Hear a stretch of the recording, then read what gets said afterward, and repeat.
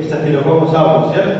Staphylococcus aureus. ¿Ustedes recuerdan la guía técnica de criterios microbiológicos para superficies? En el caso de superficies vivas considera tres, ¿cierto?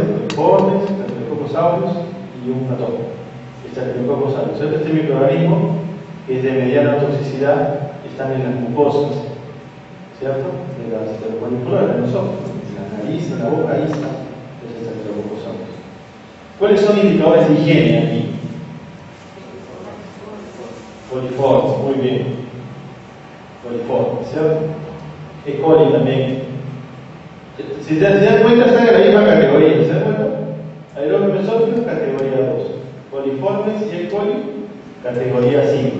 Staphylococcus aureus, categoría 7. Aerobios mesófilos, indicadores de vida útil, almacenamiento. Coliformes y E. coli, indicadores de higiene. Staphylococcus aureus, indicadores de una mala manipulación, manipuladores de alimentos. Y por último está el patógeno, categoría 10, patógeno, salmonella, ¿cierto? Salmonella. Obviamente, como es un patógeno, ahí no puedo tener un resultado conforme y ser el orden conforme, no es cero, ¿cierto? Ausencia de 25 horas. Entonces, estos son los indicadores de calidad sanitaria y inocuidad de alimentos elaborados sin tratamiento térmico. Y para el caso de alimentos preparados con tratamiento térmico, ensaladas cocidas, guisos, arroces, postres, cocidos, arroz con leche, mazamorras, otros, estos son los criterios microbiológicos. Que si se dan cuenta son los mismos, ¿no?, que el anterior. ¿Sí? Son los mismos que el anterior, pero son más exigentes, ¿cierto?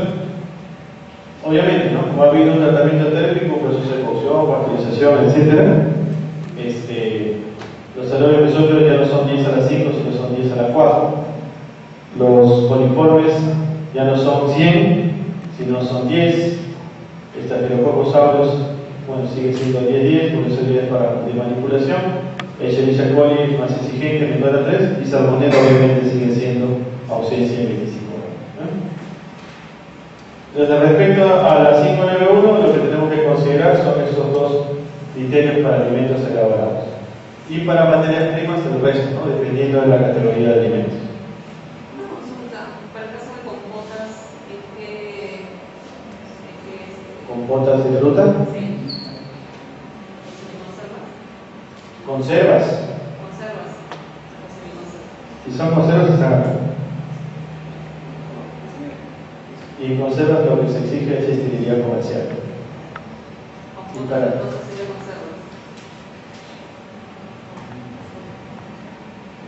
compotas de fruta. Sí. Conserva. Esterilidad comercial. Hay otro que es semiconservas.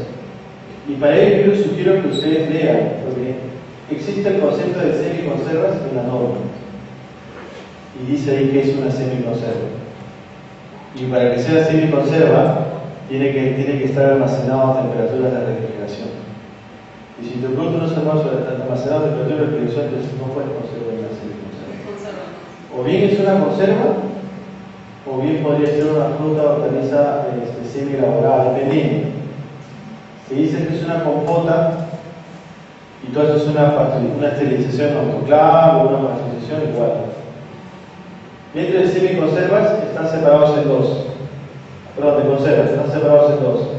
Las de pH menor a 4.6 y las de pH mayor a 4.6. Están en la norma. Y para los otros productos que están ahí, confitería, panadería, carnes, huevos y productos, especias, frutas y hortalizas, bebidas, productos grasos, helados, leches, productos lácteos, etc.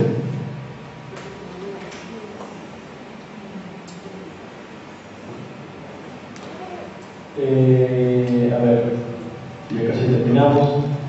Este es el Reglamento Sanitario de Funcionamiento de los Servicios de Alimentos y Bebidas. Es la resolución ministerial 1653, cuyo artículo número 1 establece cuáles son sus requisitos y condiciones. Dice: El artículo 1 del reglamento establece los requisitos y condiciones sanitarias a los que deben sujetarse los autoservicios. Los principales expendios son los alimentos y bebidas de consumo humano. ¿Con qué finalidad? Asegurar la calidad sanitaria y la unidad de los mismos. Cuando hablamos de autoservicios hablamos de supermercados, ¿cierto? Objetivos del presente reglamento: asegurar calidad sanitaria y unidad de alimentos y bebidas en las diferentes etapas de la cadena alimentaria: adquisición, transporte, recepción, almacenamiento, preparación y comercialización de los autoservicios. Establecer requisitos operativos y buenas prácticas de manipulación que deben cumplir los responsables y los manipuladores de alimentos en los autoservicios. Establecer condiciones higiénico-sanitarias y de infraestructura mínima que deben cumplir estos establecimientos, ¿no? Para que tengan la condición de autoservicio de alimentos. Ahora, dentro de los autoservicios hay dos áreas bien diferenciadas, y ustedes se podrán haber dado cuenta, ¿no?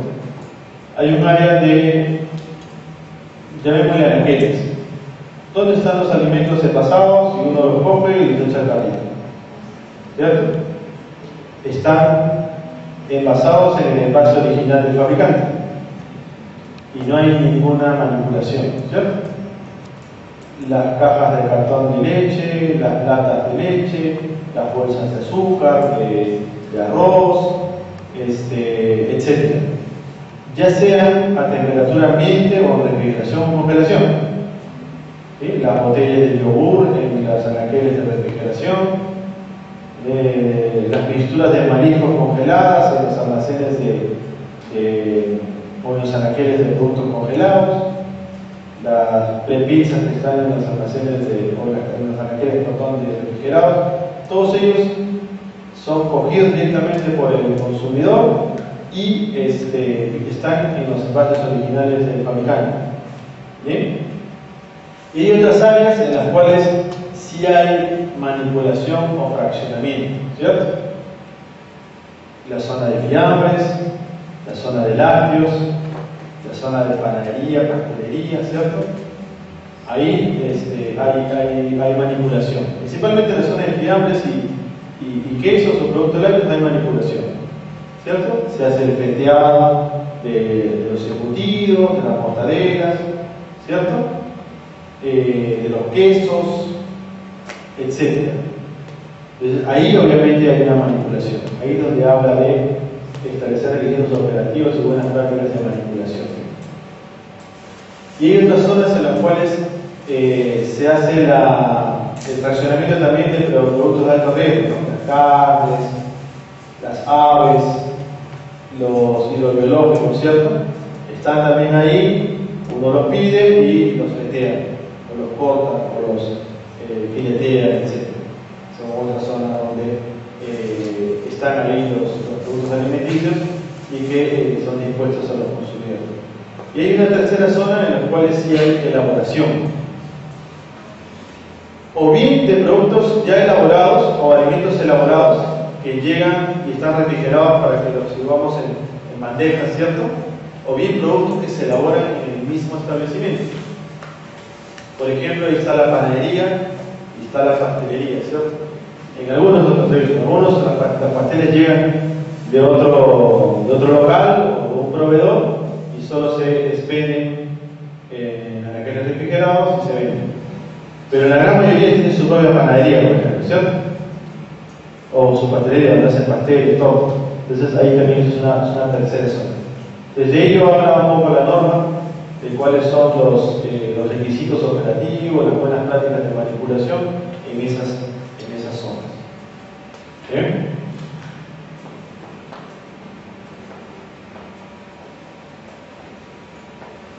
Y por último, el reglamento sanitario de funcionamiento de mercados de abasto. ¿Sí? Mercados de abasto. Generalmente los mercados de abasto se expenden o se ponen a disposición de los consumidores, de los compradores, alimentos de producción primaria y o de procesamiento primario. ¿Sí? Por ahí hay una norma del año 2003, que es la resolución ministerial 282. Todas estas normas, por si acaso, como les he mencionado, están en la información que he enviado a los organizadores del evento y que también sé que les han pasado a sus correos electrónicos, ¿cierto? O en sus información que disponen, ¿no? Generalidades de esta norma: la agenda de reglamento establece las condiciones de servicios sanitarios a los que debe sujetarse el funcionamiento de los mercados de abasto, sean públicos o privados, en las diferentes etapas de la cadena alimentaria, ¿no? La finalidad, en todos los casos, si se dan cuenta, asegurar la calidad sanitaria y la unidad de los alimentos y bebidas. Objetivos: asegurar la calidad sanitaria y la unidad de los alimentos y bebidas de consumo humano en las diferentes etapas de la cadena alimentaria, transporte, recepción, almacenamiento, preparación y comercialización en los mercados. Establecer los requisitos operativos y las buenas prácticas de manipulación que deben cumplir los responsables. Y establecer las condiciones higiénico-sanitarias y de infraestructura mínima que deben cumplir los establecimientos que tengan la condición de mercados. Ustedes recordarán, no he pasado por ahí hace ya mucho tiempo, pero el mercado de abastos o el mercado de la parada, yo recuerdo haber ido alguna vez, la primera vez que haber ido ahí a ese mercado mayorista, estoy hablando. El mercado mayorista es un curso en la universidad, 5 de la mañana. Y realmente era un mundo diferente. Te hablaba del año 97, algo así, ¿no? No sé mucho, ¿no? No soy tan viejo, pero bueno, no hace mucho. Y pues las condiciones, por lo menos, de infraestructura y instalaciones, pues no son las adecuadas, no eran las adecuadas, porque ahora ya no existe, ¿no? Es diferente. Pero recuerdo en ese mismo día, después de habernos ido al mercado de abastos de la Parada, al mercado mayor de la Parada, nos fuimos al mercado de frutas, que creo que es San Luis, algo, ¿no? Y en ese mismo año, ese mismo día que fuimos, a mí personalmente no me pareció tan caótico, tan sucio, tan desordenado el mercado de frutas. Sí, vi un montón de gente, carros por acá, pero no me pareció tan desordenado. Ahora pues hay otros mercados, ¿no? Hay un mercado, el mercado de Santa Anita. He ido un par de veces cuando recién lo estaban construyendo, viendo. Es un mercado obviamente que reúne mejores condiciones higiénico-sanitarias, de guías de acceso, de manipulación, etcétera, de estos productos. Entonces hay una norma específica para ello, es este reglamento, el cual les invito a que ustedes lo revisen con más detenimiento para que puedan tenerlo en cuenta, ¿no?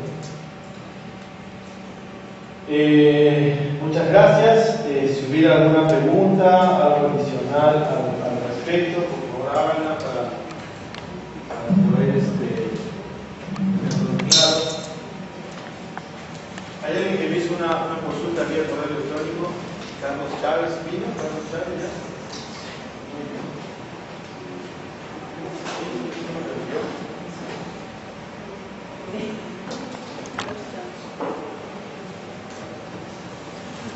Carlos Chávez, buenas noches, ingeniero. Me consultas acerca del alpacas.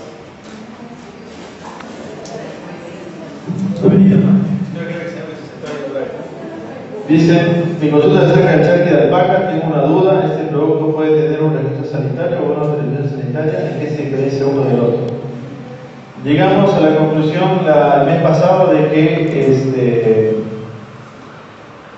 este producto va a ser considerado un alimento elaborado industrialmente si es que el administrado demuestra y obviamente utiliza procesos de secado industrial. Entonces es un alimento elaborado industrialmente, por lo tanto requiere el registro sanitario que lo da la Autoridad Sanitaria de Salud. Pero si no es así, es un charqui secado en forma artesanal, entonces quien va a dar la autorización sanitaria es el SENASA. La diferencia entre el registro sanitario y la autorización sanitaria es que el registro sanitario se da a alimentos elaborados industrialmente y se da por producto y lo da la DIGESA. Y la autorización sanitaria se da al establecimiento de alimentos de producción primaria o procesamiento primario y lo da el SENASA. ¿Sí? Y dice, y otra consultita con respecto al registro de revisión sanitaria, ambos son dados por SENASA o DIGESA. Bueno, ya se respondió. Registro sanitario DIGESA, revisión sanitaria SENASA.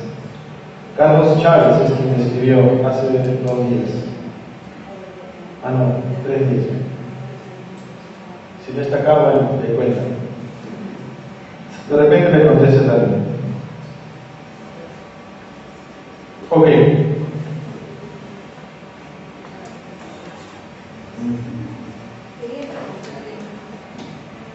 Sí, dígame.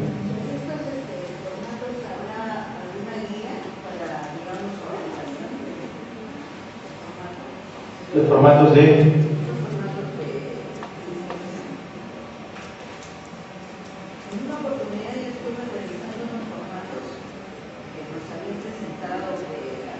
El acta número 6, ¿no? Sí. Ah, ya.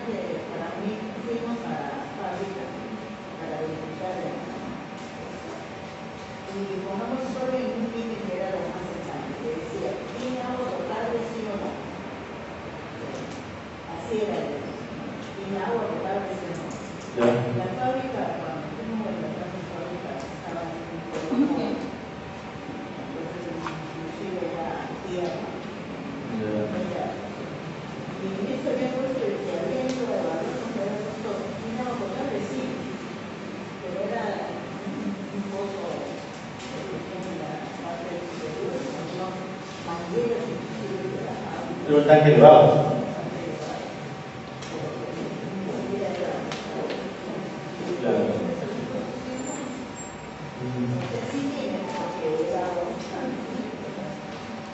Claro.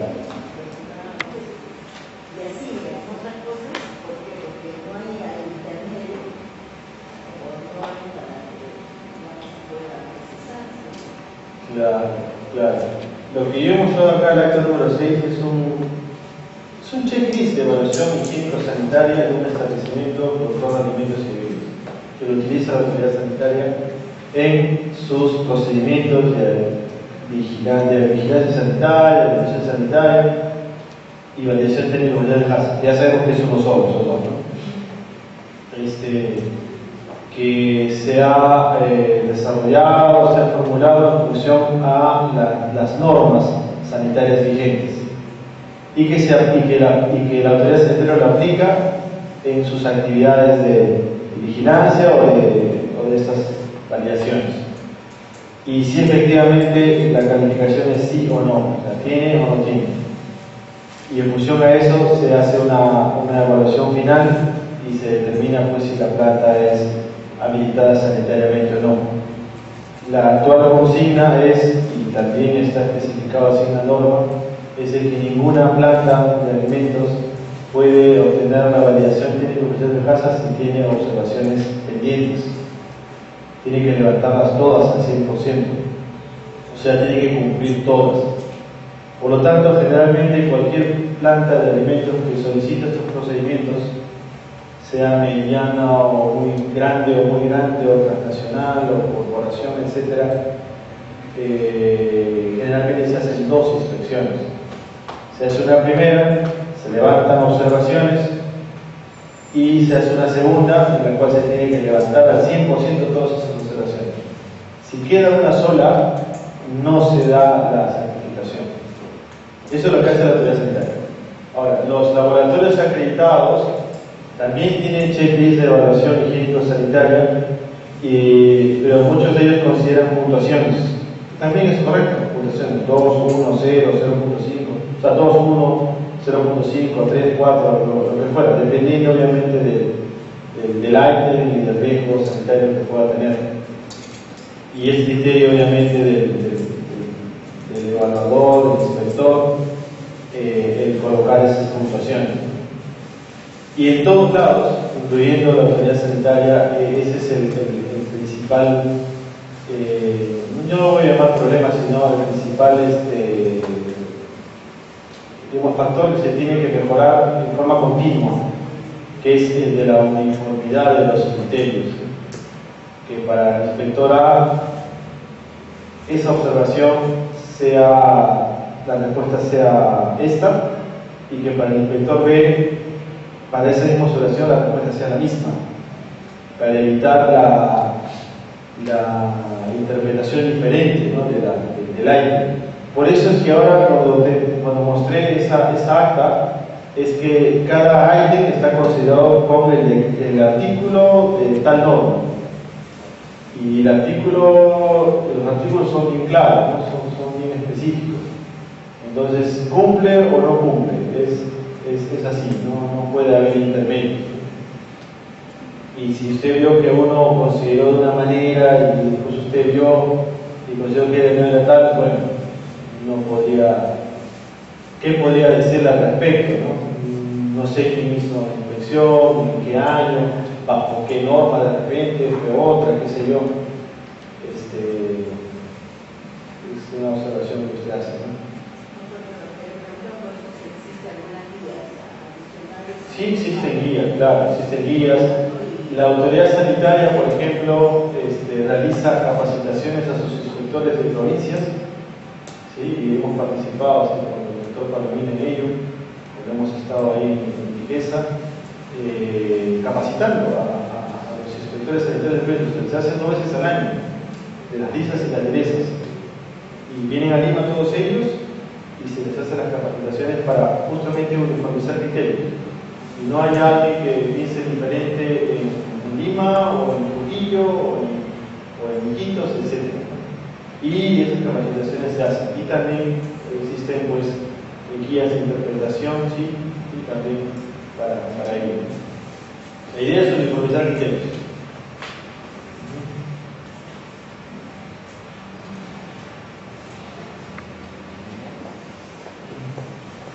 Bueno, si no existen más preguntas, agradezco su atención. Muchas gracias.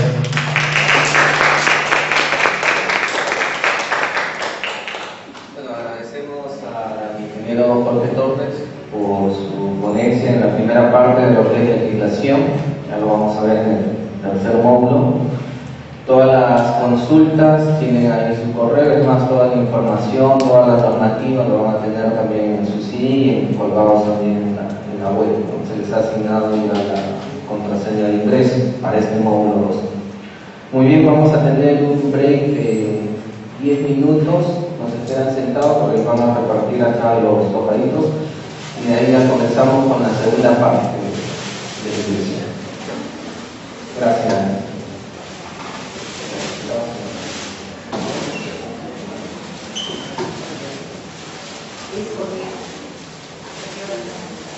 Corrido hasta las 2:45. De ahí se les da el tiempo para que puedan ir a almorzar. Y de ahí continuamos con el ingeniero César Lemos, que toca la tercera parte normativa. Sé que este tema es complejo porque son muchas normas, pero hay que hasta las 6:30. Respecto a sus módulos, productos individuales y productos grupales, solamente han cumplido el 60% de los alumnos del diplomado.